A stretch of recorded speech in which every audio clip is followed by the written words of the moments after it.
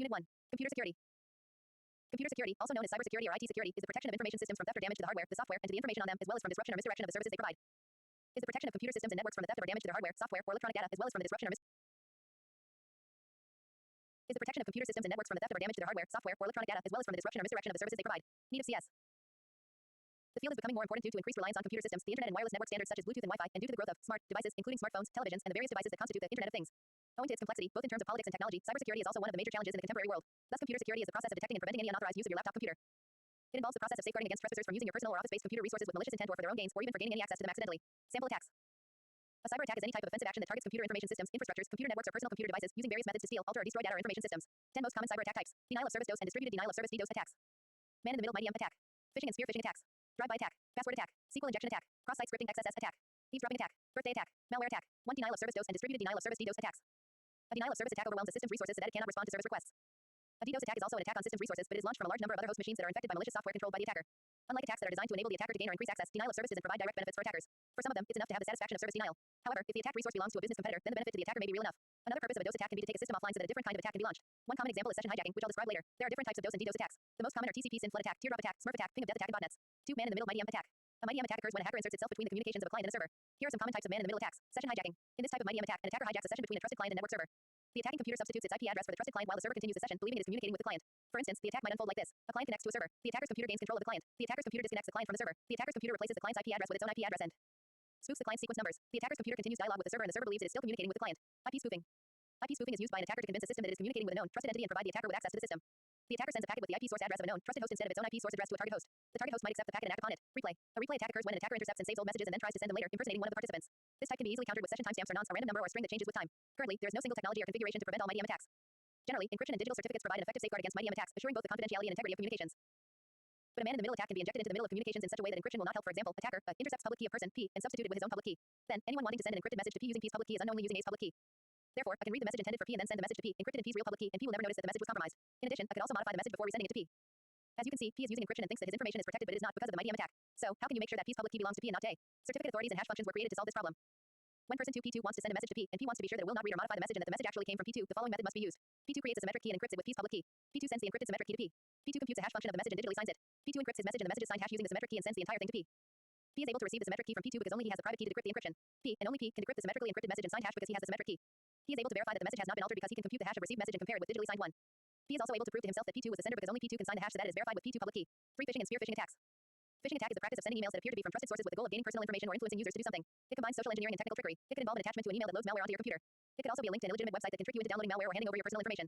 Spear phishing is a much targeted type of phishing activity. Attackers take the time to conduct research into targets and create messages that are personal and relevant. Because of this, spear phishing can be very hard to identify and even harder to defend against. One of the simplest ways that a hacker can conduct a spear phishing attack is email spoofing, which is when the information in the from section of the email is falsified, making it appear as if it is coming from someone you know, such as your management or your partner company. Another technique that scammers use to add credibility to their story is website cloning. They copy legitimate websites to fool you into entering personally identifiable information P or login credentials. To reduce the risk of being phished, you can use these techniques. Critical thinking: do not accept that an email is the real deal just because you're busy or stressed or you have 150 other unread messages in your inbox. Stop for a minute and analyze the email. Hovering over the links, move your mouse over the link, but do not click it. Just let your mouse cursor H over the link and see where it would actually take you. Apply critical thinking to decipher the URL. Analyzing email headers define how an email got to your address. The reply to and return path parameters should lead to the same domain as is stated in the email. Sandboxing: you can test email content in a sandbox environment. Logging activity from opening the attachment or clicking the links inside the email. 4 drive-by attack. Drive-by download attacks are a common method of spreading malware. Hackers look for insecure websites and plant a malicious script into HTTP or PHP code on one of the pages.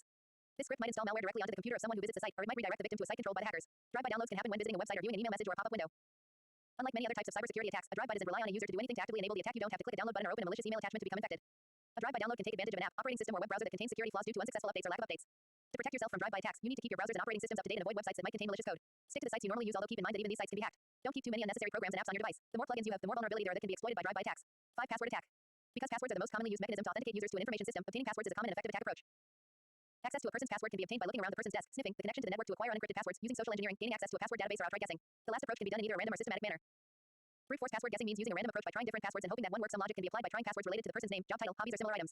In a dictionary attack, a dictionary of common passwords is used to attempt to gain access to a user's computer and network. One approach is to copy an encrypted file that contains the passwords, apply the same encryption to a dictionary of commonly used passwords, and compare the results. In order to protect yourself from dictionary or brute force attacks, you need to implement an account lockout policy that will lock the account after a few invalid password attempts. You can follow these account lockout best practices in order to set it up correctly. 6 SQL injection attack. SQL injection has become a common issue with database-driven websites. It occurs when a malefactor executes a SQL query to the database via the input data from the client to server. SQL commands are inserted into data plane input, for example, instead of the login or password, in order to run predefined SQL commands. A successful SQL injection exploit can read sensitive data from the database, modify, insert, update, or delete database data, execute administration operations such as shut down on the database, recover the content of a given file, and, in some cases, issue commands to the operating system. For example, a web form on a website might request a user's account name and then send it to the database in order to pull up the associated account information using dynamic SQL like this.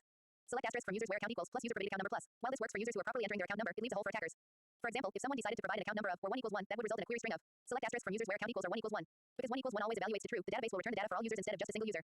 The vulnerability to this type of cybersecurity attack depends on the fact that SQL makes no real distinction between the control and data planes. Therefore, SQL injections work mostly if a website uses dynamic SQL. Additionally, SQL injection is very common with PHP and ASP applications due to the prevalence of older functional interfaces. J2EE and ASP.NET applications are less likely to have easily exploited SQL injections because of the nature of the programmatic interfaces available. In order to protect yourself from a SQL injection attacks, apply least privilege model of permissions in your databases. Stick to stored procedures. Make sure that these procedures don't include any dynamic SQL and prepared statements parameterized queries. The code that is executed against the database must be strong enough to prevent injection attacks. In addition, validate input data against a whitelist at the application level. 7 Cross-site scripting XSS attack. XSS attacks use third-party web resources to run scripts in the victim's web browser or scriptable application. Specifically, the attacker injects a payload with malicious JavaScript into a website's database. When the victim requests a page from the website transmits the page with the attacker's payload as part of the HTML body to the victim's browser, which executes the malicious script. For example, it might send the victim's cookie to the attacker server, and the attacker can extract it and use it for session hijacking. The most dangerous consequences occur when XSS is used to exploit additional vulnerabilities. These vulnerabilities can enable an attacker to not only steal cookies but also log keystrokes, capture screenshots, discover and collect network information, and remotely access and control the victim's machine.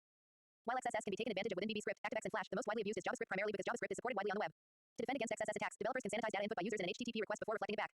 Make sure all data is validated, filtered, or escaped before echoing anything back to the user, such as the values of query parameters during searches. Convert special characters such as and, less than, greater than, and spaces to their respective HTML or URL encoded equivalents. Give users the option to disable client-side scripts. 8 Eavesdropping attack. Eavesdropping attacks occur through the interception of network traffic. By eavesdropping, an attacker can obtain passwords, credit card numbers, and other confidential information that a user might be sending over the network. Eavesdropping can be passive or active. Passive eavesdropping, a hacker detects the information by listening to the message transmission in the network. Active eavesdropping, a hacker actively grabs the information by disguising himself as friendly unit and by sending queries to transmitters. This is called probing, scanning, or tampering. Detecting passive eavesdropping attacks is often more important than spotting active ones, since active attacks requires the attacker to gain knowledge of the friendly units by conducting passive eavesdropping before. Data encryption is the best countermeasure for eavesdropping. 9 Birthday attack. Birthday attacks are made against hash algorithms that are used to verify the integrity of a message, software, or digital signature. A message processed by a hash function produces a message digest MD of fixed length independent of the length of the input message. This MD uniquely characterizes the message. The birthday attack refers to the probability of finding 2 random messages that generate the same MD when processed by a hash function. If an attacker calculates same MD for his message as the user has, he can safely replace the user's message with his, and the receiver will not be able to detect the replacement even if he compares MDs. 10 Malware attack. Malicious software can be described as unwanted software that is installed in your system without your consent. It can attach itself to legitimate code and propagate. It can lurk in useful applications or replicate itself across the internet. Here are some of the most common types of malware. Macroviruses. These viruses infect applications such as Microsoft Word or Excel. Macroviruses attach to an application's initialization sequence. When the application is opened, the virus executes instructions before transferring control to the application. The virus replicates itself and attaches to other code in the computer system. File infectors. File infector viruses usually attach themselves to executable code, such as .x files. The virus is installed when the code is loaded. Another version of a file infector associates itself with a file by creating a virus file with the same name but in .x extension. Therefore, when the file is opened, the virus code will execute. System or boot record infectors. A boot record virus attaches to the master boot record on hard disks. When the system is started, it will look at the boot sector and load the virus into memory, where it can propagate to other disks and computers. Polymorphic viruses. These viruses conceal themselves through varying cycles of encryption and decryption. The encrypted virus and an associated mutation engine are initially decrypted by a decryption program. The virus proceeds to infect an area of code. The mutation engine then develops a new decryption routine, and the virus encrypts the mutation engine and a copy of the virus with an algorithm corresponding to the new decryption routine. The encrypted package of mutation engine and virus is attached to new code, and the process repeats.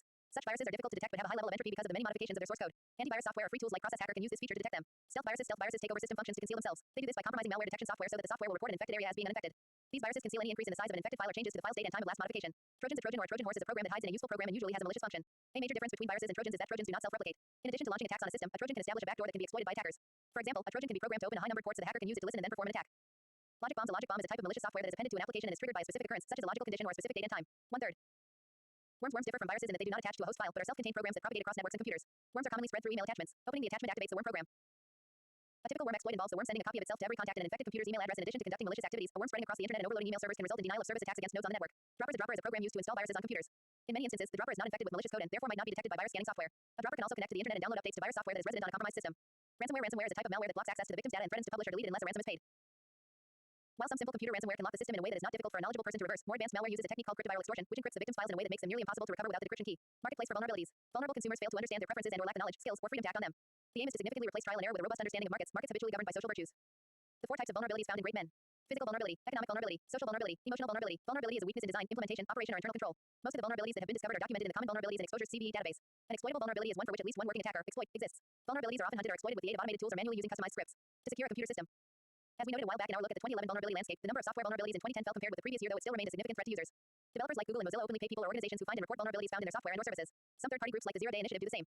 However, despite these white hat efforts, the thriving underground promises black hat hackers and cybercriminals far more lucrative means to profit. The following diagram explains how the underground market is structured. The dollar symbols indicate the steps wherein cybercriminals can profit. Exploits can enter the underground in 2 ways.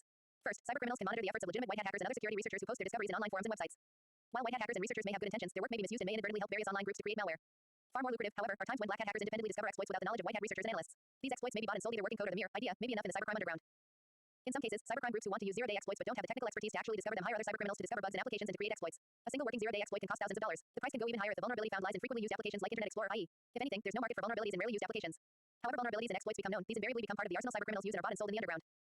Exploits in web-related applications such as browsers become part of exploit kits, which are combinations of multiple exploits packaged and bundled together so that a user visiting a malicious website will be hit by multiple exploits. One of the most famous exploit kits in the underground is the Alienor kit. Among the applications it targets are Adobe Acrobat, Reader, and Flash Player, Java, Opera, and Mozilla Firefox. In addition to being directly bought and sold for profit, exploits are also used to improve existing botnets. These allow bot herders to earn by growing and improving their botnets. It, in turn, allows them to profit via traditional ways like pay per install PPI tactics, sending out spam, and others. Taken together, this highlights yet another aspect of the cybercrime underground where anything is available for the right price. Error 404 hacking. Whenever a client requests for some information in the server, if the requested information is not available on the server, or more specifically, it is not on the specified address URL, the server sends an error response saying that it could not find the requested information on the specified URL. For every error responses form the server, there is an HTTP status code associated with the response, which is used to understand the type of the error the server is experiencing. The 404 status code is used to represent the error the server is experiencing due to the unavailability of the requested information on the specified URL. There are other status codes which are used to represent other types of error. Every different type of error has a different HTTP status code. There is nothing special about 404. It is used to represent not found type of errors. Hijacking. Hijacking is a type of network security attack in which the attacker takes control of a communication just as an airplane hijacker takes control of a flight between two entities and masquerades as one of them. In one type of hijacking, also known as a man-in-the-middle attack, the perpetrator takes control of an established connection while it is in progress. The attacker intercepts messages in a public key exchange and then retransmits them, substituting their own public key for the requested one, so that the two original parties still appear to be communicating with each other directly. The attacker uses a program that appears to be the server to the client and appears to be the client to the server. This attack may be used simply to gain access to the messages or to enable the attacker to modify them before retransmitting them. Another form of hijacking is browser hijacking, in which a user is taken to a different site than the one the user requested. There are two different types of domain name system DNS hijacking. In one, the attacker gains access to DNS records on a server and modifies them so that requests for the genuine web page will be redirected elsewhere, usually to a fake page that the attacker has created. This gives the impression to the viewer that the website has been compromised, when in fact only a server has been. In February 2000, an attacker hijacked RSA Security's website by gaining access to a DNS server that was not controlled by RSA. By modifying DNS records, the attacker diverted requests to a spoof website. It appeared to users that an attacker had gained access to the actual RSA website data and changed it a serious problem for a security enterprise. This type of hijacking is difficult to prevent because administrators control only their own DNS records and have no control over upstream DNS servers. In the second type of DNS hijack, the attacker spoofs valid email accounts and floods the inboxes of the technical and administrative contacts. This type of attack can be prevented by using authentication for internet records. In another type of website hijack, the perpetrator simply registers a domain name similar enough to a legitimate one that users are likely to type it, either by mistaking the actual name or through a typo. This type of hijack is currently being employed to send many unwary users to a pornographic site instead of the site they requested. Control hijacking attacks. Attacker's goal: take over target machine, e.g. web server. Execute arbitrary code on target by hijacking application control flow. 3 attacks. Buffer overflow attacks. Integer overflow attacks. Format string vulnerabilities. Buffer overflows. Extremely common bug. First major exploit. 1988 internet worm. Developing buffer overflow attacks. Locate buffer overflow within an application. Design an exploit. What is needed by attacker? Understanding C functions in the stack. Some familiarity with machine code. Know how systems calls are made. The exec system call. Attacker needs to know which CPU and OS are running on the target machine. Buffer overflow attack. A buffer is a temporary area for data storage. When more data than was originally allocated to be stored gets placed by a program or system process, the extra data overflows. It causes some of that data to leak out into other buffers, which can corrupt or override whatever data they were holding. In a buffer overflow attack, the extra data sometimes holds specific instructions for actions intended by a hacker or malicious user. For example, the data could trigger a response that damages files, changes data, or unveils private information. Attacker would use a buffer overflow exploit to take advantage of a program that is waiting on a user's input. There are two types of buffer overflows: stack-based and heap-based. Heap-based, which are difficult to execute and the least common of the two, attack an application by flooding the memory space reserved for a program. Stack-based buffer overflows, which are more common among attackers, exploit applications and programs by using what is known as a stack, memory space used to store user input. Let us study some real program examples that show the danger of such situations based on the C. In the examples, we do not implement any malicious code injection, but just to show that the buffer can be overflow. Modern compilers normally provide overflow checking option during the compiled link time, but during the runtime it is quite difficult to check this problem without any extra protection mechanism such as using exception handling. AC program to demonstrate buffer overflow. Hashtag include less than stdio, h greater than. Hashtag include less than string, h greater than. Hashtag include less than stdlib, h greater than. Int main int argc, char asterisk argb.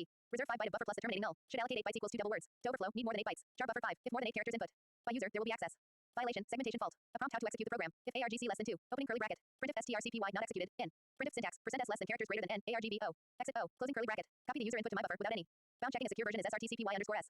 strcpy buffer, argb1. Printf buffer content equals %s n, buffer. You may want to try strcpy underscore s. Printf strcpy executed, n. Return 0. Compile this program in Linux and for output use command output a underscore file input. Input 1 2 3 4 5 6 7 8 8 bytes. The program runs smoothly. Input 1 2 3 4 5 6 7 8 9 9 bytes. Segmentation fault. Message will be displayed and the program terminates. The vulnerability exists because the buffer could be overflowed if the user input argb 1 bigger than 8 bytes. Why 8 bytes? For 32-bit 4 bytes system, we must fill up a double word 32 bits memory. Character chart size is 1 byte, so if we request buffer with 5 bytes, the system will allocate 2 double words 8 bytes. That is why when you input more than 8 bytes, the my buffer will be overflowed. Similar standard functions that are technically less vulnerable, such as repeat, string cat, and memcpy, do exist. But the problem with these functions is that it is the programmer responsibility to assert the size of the buffer, not the compiler. Every C++ coder or programmer must know the buffer overflow problem before they do the coding. A lot of bugs generated, in most cases, can be exploited as a result of buffer overflow. Defenses against buffer overflow attack. Programming language choice is crucial. The language should be strongly typed. Should do automatic bound checks. Should do automatic memory management. 2. Integer overflows attack. An integer overflow is the condition that occurs when the result of an arithmetic operation, such as multiplication or addition, exceeds the maximum size of the integer type used to store it. If a programmer stores a value 127 in such a variable and adds 1 to it, the result should be 128.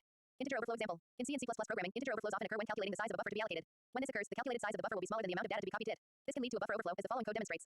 This function reads the student grade from stdin and returns it as an int. The full implementation has been omitted for clarity. Int get underscore student underscore grade. Int main int argc, char asterisk argb. If argc equals 2, print if no grades to input, n. Return 1. Int student underscore grades. Unsigned int num underscore items equals a toy argb 1. Student underscore grades equals int malloc num underscore item size of int. If null equals student underscore grades. Printf could not allocate memory, n. Return 1. For unsigned int center equals 0. Center less than num underscore items. Center plus plus. Printf np lease input student percent use grade. Center. Student underscore grades center equals get underscore student underscore grade. For unsigned int center equals 0. Center less than num underscore items. Center plus plus. Printf student percent u grade. Percent e. N. Center student underscore grades center. Freak student underscore grades. Return 0. 2/3. This program allows a person to enter grades for an arbitrary number of students in a class and have them printed out. The number of students in the class is passed as a command line argument, and each student's grade is retrieved by the get underscore student underscore grade function. If one assumes a 32-bit computer architecture, an integer overflow occurs when the number of students in the class is greater than 231 or 1,073,741,823. If a value of 230 plus 1 is used, the calculated size of the student underscore grades array passed to malloc is 230 multiplied by 4. In this example, size of int equals 4 bytes. The result, 232 plus 4, exceeds the maximum 32-bit unsigned integer size, 232 to 1, and wraps around to simply 4 or enough to hold a single integer. The for loop, on the other hand, will still treat this 4-byte buffer as if it was an array of 230 integers and write input data beyond its allocated bounds. Preventing defects in integer operations. Preventing defects in integer operations requires that the software developer anticipate and/or respond to these conditions. The best practices for doing so can be summarized in 2 main actions. First, choose an integer type used for a variable that is consistent with the functions to be performed. In some cases, one can avoid an integer overflow by choosing an integer type that can hold all possible values of a calculation. In all cases, the proper integer type reduces the need for integer type casting, a major source of defects. Second, the operands of an integer operation and/or the result of it should be checked for overflow conditions. 3. Format string vulnerabilities attack. Format string vulnerabilities are a class of bug that take advantage of an easily avoidable programmer error. If If the programmer passes an attacker-controlled buffer as an argument to a printf or any of the related functions, including sprintf, fprintf, etc., the attacker can perform writes to arbitrary memory addresses. The following program contains such an error. A simple C program with format. String vulnerability. Hashtag include less than stdio, h greater than. Int main int argc, char argb.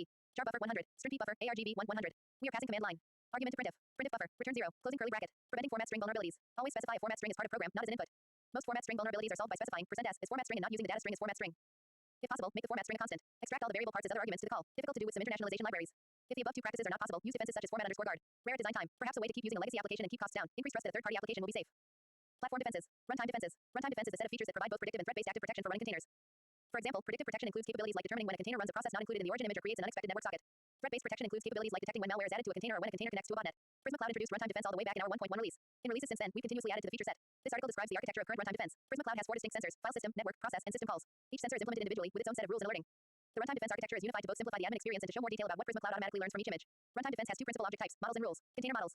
Models are the results of the autonomous learning that Prisma Cloud performs every time we see a new image in an environment. A model is the allow list for what a given image should be doing across all runtime sensors. Models are automatically created and maintained by Prisma Cloud and provide an easy way for administrators to view and understand what Prisma Cloud has learned about their images.